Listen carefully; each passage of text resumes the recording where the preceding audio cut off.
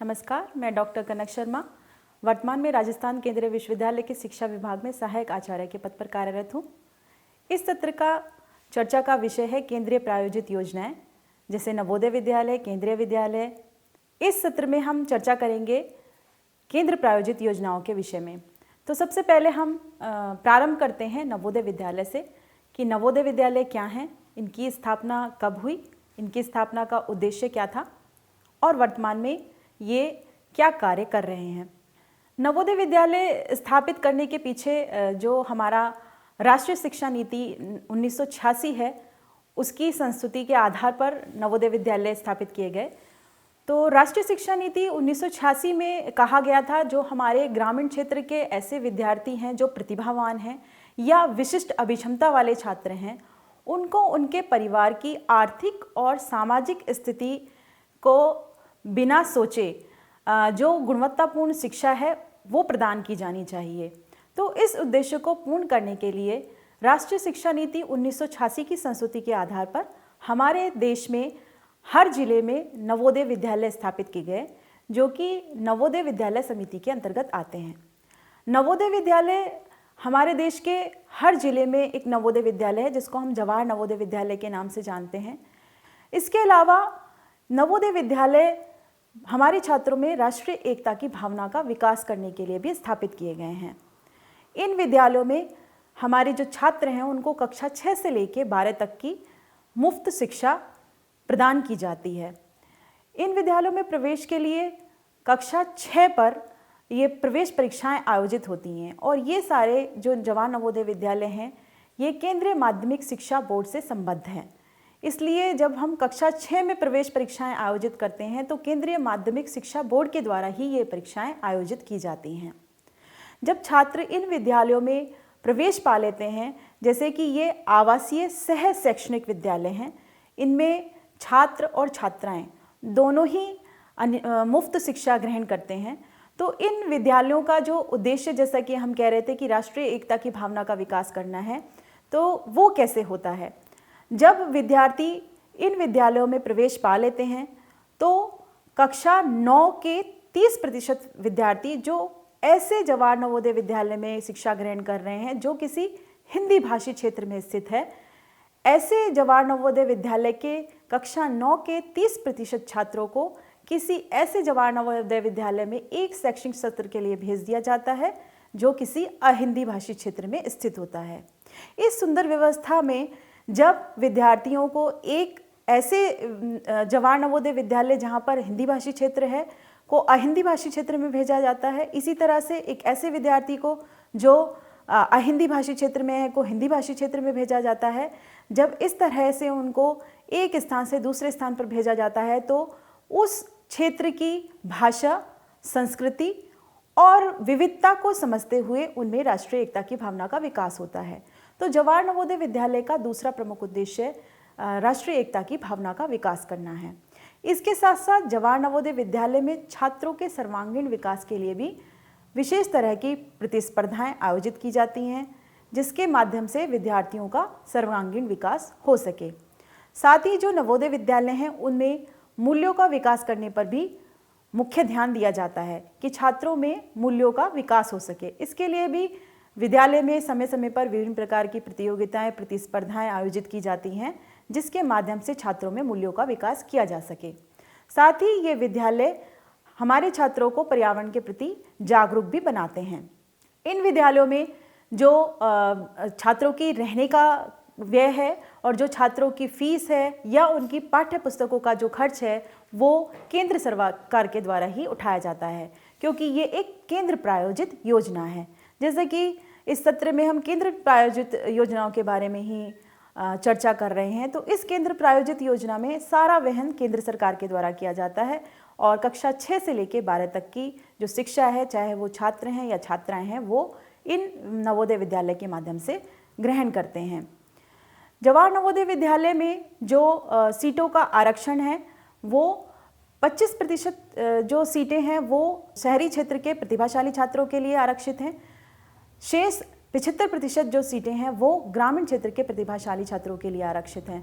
तो 75% ग्रामीण छात्रों के लिए और 25% शहरी छात्रों के लिए। इसके अतिरिक्त इन जवाहर नवोदय विद्यालय में यह व्यवस्था की गई है कि लगभग जो हमारी कुल सीट हैं उसका 33% जो सीटें हैं वो हमारी छात्राओं के लिए आरक्षित की जाएं।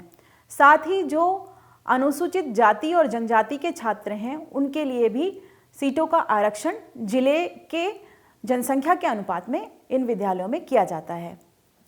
जवाहर नवोदय विद्यालय के अतिरिक्त दूसरी केंद्र प्रायोजित योजनाओं में हम चर्चा करेंगे केंद्रीय विद्यालय की। तो केंद्रीय विद्यालय भी केंद्रीय माध्यमिक शिक्षा बोर्ड से संबद्ध विद्यालय हैं और इन विद्यालयों की स्थापना कब हुई, क्यों हुई, इनका क्या उद्देश्य है, इसके विषय में हम चर्चा करेंगे। तो केंद्रीय विद्यालय जो स्थापित करने का मुख्य उद्देश्य था वो ऐसे कर्मचारी जो रक्षा सेवा में कार्यरत हैं, परासैन्य सेवा में कार्यरत हैं या केंद्र सरकार में हैं, उनके जो बच्चे हैं उनकी शिक्षा, क्योंकि ऐसे जो कर्मचारी हैं उनका हम देखते हैं कि स्थानांतरण दूरस्थ स्थान पर होता रहता है। तो ऐसे अभिभावक जो इन सेवाओं में कार्यरत हैं उनके जो बच्चे हैं उनकी शिक्षा, स्कूली शिक्षा बिना किसी व्यवधान के चलती रहे, इसके लिए केंद्रीय विद्यालय संगठन 1963 में स्थापित किया गया और उसके अंतर्गत केंद्रीय विद्यालय की स्थापना की गई। वर्तमान में हमारे देश में 1245 केंद्रीय विद्यालय हैं। ये आंकड़े केंद्रीय विद्यालय संगठन की 2019-2020 की रिपोर्ट के अनुसार हैं। तो वर्तमान में 1245 केंद्रीय विद्यालय हमारे देश में हैं और 3 केंद्रीय विद्यालय विदेश में भी हैं, क्योंकि कुछ हमारे देश के लोग ऐसे हैं जो एम्बेसी में काम करते हैं, तो उनके बच्चों की स्कूली शिक्षा भी बाधित ना हो, इसके लिए हमने विदेशों में भी केंद्रीय विद्यालय स्थापित किए हैं। केंद्रीय विद्यालय विश्व की सबसे बड़ी स्कूल की श्रृंखला है, क्योंकि जैसा मैंने कहा कि हमारे देश में भी हैं और विदेश में भी हैं। अब केंद्रीय विद्यालय का ये जो मुख्य उद्देश्य है, उसके अतिरिक्त केंद्रीय विद्यालय के कुछ और उद्देश्य भी हैं, जैसे केंद्रीय माध्यमिक शिक्षा बोर्ड और राष्ट्रीय शैक्षिक अनुसंधान और प्रशिक्षण परिषद के सहयोग से शिक्षा में नवाचार और प्रयोग को बढ़ावा देना। जैसा कि हमने पिछले नवोदय विद्यालय की चर्चा में आपसे बातचीत की थी कि जो राष्ट्रीय एकता की भावना का विकास करना के नवोदय विद्यालय का एक उद्देश्य है, उसी तरह से केंद्रीय विद्यालय के उद्देश्यों में एक उद्देश्य राष्ट्रीय एकता की भावना का विकास करना भी है, साथ ही साथ भारतीय एकता की भावना का विकास करना। तो केंद्रीय विद्यालय जो हैं वो मुख्य रूप से ऐसे कर्मचारी जिनका स्थानांतरण समय समय पर दूरस्थ स्थान पर होता रहता है, उनके बच्चों की स्कूली शिक्षा किसी तरह से बाधित ना हो, इस उद्देश्य को पूरा करने के लिए केंद्रीय विद्यालय स्थापित किए गए पूरे भारतवर्ष में। केंद्रीय विद्यालय में हम देखते हैं कि केंद्रीय विद्यालय केंद्रीय माध्यमिक शिक्षा बोर्ड से संबद्ध है, तो यहाँ पर जो पाठ्य पुस्तक है और जो हमारा पाठ्यक्रम है वो एक समान पाठ्यक्रम का अनुसरण किया जाता है। ऐसा इसलिए किया जाता है जैसे कि हमारा जो पहला प्रमुख उद्देश्य है उसको पूर्ण करने के लिए, मान लीजिए किसी अभिभावक का स्थानांतरण एक स्थान से दूसरे स्थान पर हुआ है, तो क्योंकि एक समान पाठ्यक्रम है, एक समान पाठ्य पुस्तक है, तो बिना किसी व्यवधान के, बिना किसी चुनौती के जो अभिभावक जिनका स्थानांतरण हुआ है उनका बालक बिना किसी व्यवधान के अपनी शिक्षा को जारी रख सकता है और पूर्ण कर सकता है। तो इस उद्देश्य से जो हमारा केंद्रीय विद्यालय का पाठ्यक्रम और पाठ्य पुस्तक है वो एक समान होता है। केंद्रीय विद्यालय में जो व्यय है वो केंद्र सरकार वहन करती है, जो शिक्षा का व्यय है, और इसमें जो सीटों का आरक्षण है वो 75% जो सीटें हैं वो रक्षा सेवा, परासैन्य सेवा और केंद्रीय सरकारी सेवा में कार्यरत कर्मचारियों के लिए हैं और 25% सीटें जो हैं वो जन सामान्य के लिए हैं। तो इस तरीके से जो केंद्रीय विद्यालय है उसमें शिक्षा की व्यवस्था की गई है इन उद्देश्यों को पूरा करने के लिए। इसके अतिरिक्त एक अन्य केंद्र प्रायोजित योजना है जिसके विषय में हम चर्चा करेंगे, वो है कस्तूरबा गांधी बालिका विद्यालय। कस्तूरबा गांधी बालिका विद्यालय योजना 2004 में प्रारंभ की गई थी और इस योजना का मुख्य उद्देश्य था जो हमारे देश के ग्रामीण क्षेत्रों में रहने वाली अनुसूचित जाति, अनुसूचित जनजाति, अन्य पिछड़ा वर्ग, अल्पसंख्यक समुदाय और गरीबी की रेखा से नीचे रहने वाली जो लड़कियां हैं उनको निःशुल्क शिक्षा प्रदान करना। वर्तमान में 2007 से जो कस्तूरबा गांधी बालिका विद्यालय योजना है, ये सर्व शिक्षा अभियान के एक अंग के रूप में विलय कर लिया गया है। तो कस्तूरबा गांधी बालिका विद्यालय योजना के अंतर्गत हम देश के ग्रामीण क्षेत्र में रहने वाली जो अनुसूचित जाति, जनजाति, अन्य पिछड़ा वर्ग और अल्पसंख्यक समुदाय या गरीबी रेखा से नीचे जीवन यापन करने वाली जो बालिकाएं हैं, उनके लिए मुफ्त शिक्षा की व्यवस्था करते हैं। ये विद्यालय आवासीय विद्यालय हैं, इसलिए जो हमारी बालिकाएं हैं जो ऐसे क्षेत्र से आती हैं या ऐसे वर्ग से आती हैं जो अनुसूचित जाति, जनजाति या अन्य पिछड़ा वर्ग है, तो उनके आवास की जो व्यवस्था है वो भी निःशुल्क की जाती है। उनके लिए पाठ्य पुस्तकें, यूनिफॉर्म, इन सब की व्यवस्था भी केंद्र सरकार करती है। अभी आने वाले समय में जो शिक्षा की व्यवस्था है इसमें कक्षा 12 तक हो जाएगी, लेकिन वर्तमान में इन आवासीय विद्यालयों में, कस्तूरबा गांधी बालिका विद्यालय में कक्षा 6 से 8 तक की शिक्षा हमारी बालिकाओं को प्रदान की जाती है। तो आने वाले समय में कक्षा 12 तक की शिक्षा वो पा सकेंगी कस्तूरबा गांधी बालिका विद्यालय के माध्यम से। इनमें सिर्फ बालिकाओं को ही शिक्षा दी जाती है, जैसे कि कस्तूरबा गांधी बालिका विद्यालय हैं, तो ये आवासीय विद्यालय सिर्फ बालिकाओं के लिए बनाए गए हैं। और ये जो विद्यालय हैं ये भी सुनिश्चित करते हैं कि उनके आसपास के जो क्षेत्र हैं वहाँ पर जो 10 वर्ष से कम उम्र की बालिकाएं हैं वो स्कूल से बाहर हैं, उनको प्रवेश देने के लिए ये प्रोन्नत करें। तो इस तरह से कस्तूरबा गांधी बालिका विद्यालय जो हैं वो बालिकाओं की शिक्षाओं के लिए स्थापित किए गए आवासीय विद्यालय हैं। इसके अतिरिक्त एक अन्य केंद्र प्रायोजित योजना है जिसके विषय में हम चर्चा करेंगे, वो है एकलव्य मॉडल आवासीय विद्यालय। एकलव्य मॉडल आवासीय विद्यालय जो हैं ये क्यों स्थापित किए गए? इनका मुख्य उद्देश्य था जो दूरस्थ स्थान पर रहने वाले अनुसूचित जनजाति के छात्र हैं उनको माध्यमिक एवं उच्च माध्यमिक स्तर पर गुणवत्तापूर्ण शिक्षा प्रदान की जा सके। तो इस उद्देश्य को पूरा करने के लिए एकलव्य मॉडल आवासीय विद्यालय स्थापित किए गए हैं। ये विद्यालय केंद्रीय माध्यमिक शिक्षा बोर्ड से संबद्ध है और इन विद्यालयों में सह शैक्षणिक विद्यालय हैं, इसलिए छात्र छात्राओं के लिए शिक्षण की व्यवस्था की गई है। और इन विद्यालयों में जो सीटों का आरक्षण है वो 50% सीटें जो हमारी छात्रा हैं उनके लिए आरक्षित रखी गई हैं और 50% सीटें जो हैं हमारे छात्र उनके लिए आरक्षित रखी गई हैं।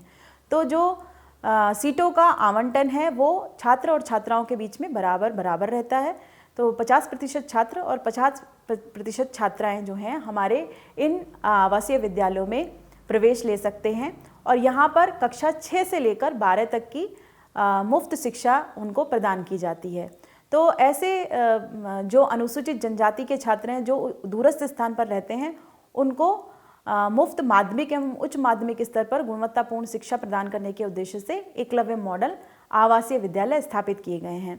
इन आवासीय विद्यालयों के चाहे उनका खेल का मैदान हो, चाहे विद्यालय परिसर का जो जगह है वो हो, या फिर जो भी व्यय आता है जो हमारी शिक्षा है उस पर, वो राज्य सरकार के द्वारा इन विद्यालयों को दिया जाता है, केंद्र सरकार के माध्यम से राज्य सरकार द्वारा दिया जाता है।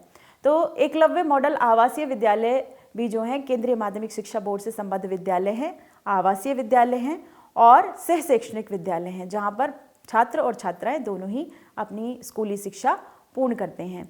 इसके लिए भी जो प्रवेश है वो कक्षा 6 पर हमारा केंद्रीय माध्यमिक शिक्षा बोर्ड के द्वारा आयोजित किसी परीक्षा के माध्यम से किया जाता है। उस परीक्षा को उत्तीर्ण करने वाले छात्रों को इसमें प्रवेश दिया जाता है।